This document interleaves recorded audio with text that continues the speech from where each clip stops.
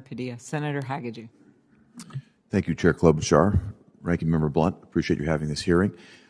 Mr. Bolton, thank you for being here. And I want to also reiterate what my colleagues have said, how much we appreciate what the U.S. Capitol Police does for us every day to keep all of us safe and protected. I know they've been working long hours, and we very much appreciate their efforts.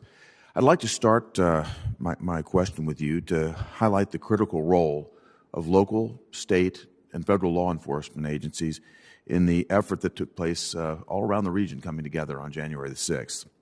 I'd like to highlight the recent bipartisan report by this committee and the Senate Homeland Security Committee, which notes that at 1:51 p.m. on January the 6th, the Capitol Police activated its mutual aid agreement with regional law enforcement agencies, and that led to a quick response by local, state, and federal law enforcement agencies who helped Capitol Police and Metro Police secure the Capitol building by 4:28 p.m., which fully an hour before the D.C. National Guard arrived.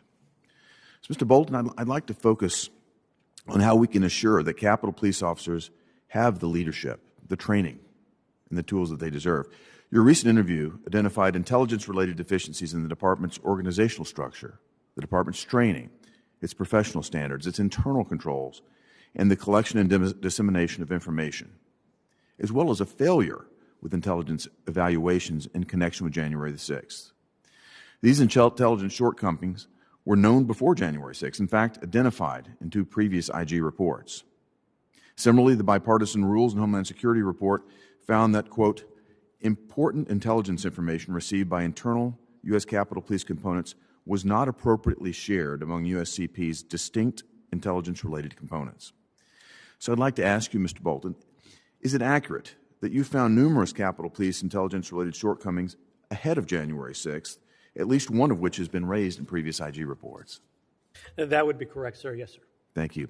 Leading up to January 6th, who was in the role of Assistant Chief of the Protective and Intelligence Operations, which oversees Capitol Police intelligence components? That would be Acting Chief Pittman. Thank you for putting it on the record. More general, the Bipartisan Rules and Homeland Security Committee found out that on January the 6th, Capitol Police leadership did not adequately utilize available intelligence. They didn't adequately plan operationally. They didn't provide protective equipment for officers. They didn't provide civil disturbance training to officers, nor did they communicate with officers during the violence. Mr. Bolton, your written testimony quoted a 2014 IG report stating that, quote, only when the right personnel for the job are on board and provided the right training, tools, structure, incentives, and responsibilities is operational success possible.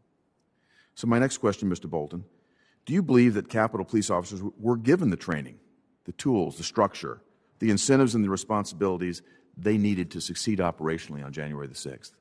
No, sir, I do not believe that they were given those tools and the ability to be able to do, to be successful.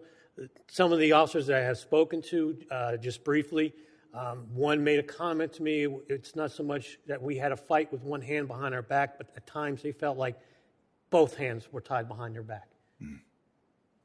Thank you. Finally, Mr. Bolton, in reviewing your recommendations, I was struck that many of your recommendations focus on improving internal policies and practices, on improving training regimens, on improving organizational structures, and emergency preparedness.